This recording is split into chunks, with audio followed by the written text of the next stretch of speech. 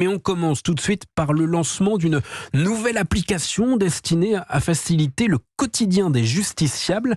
De quoi s'agit-il ? Alors, elle a pour nom, mon cher Jacques, de baptême, justice.fr.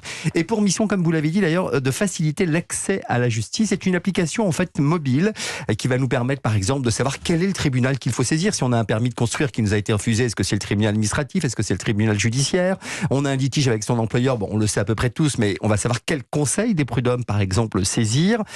Ou si on a un problème de saisie, un huissier qui se présente, on n'est pas d'accord avec cette saisie, il faut le saisir à ce moment-là, le juge de l'exécution. Eh bien, cette application mobile justice.fr va vous guider, mais pas que. Vous saurez également comment savoir si vous avez le droit à un avocat gratuit et plus généralement où trouver justement de l'aide pour vous orienter sur vos droits, sur vos recours, puisque l'application va géographiquement répertorier tous les points de droit qui sont à vos côtés. Et on peut s'attendre à d'autres utilisations dans un proche avenir ? Oui, on va pouvoir demander par exemple notre casier judiciaire avant de postuler par exemple pour un travail auprès de l'administration. On va savoir à quelle sauce on va être mangé. On se dit est-ce que j'ai pas commis quelques infractions ? Donc on aura ce fameux casier judiciaire. On peut également effectuer justement une demande de désignation d'un avocat gratuit ou même se constituer ce qu'on appelle victime, partie civile devant le bon juge.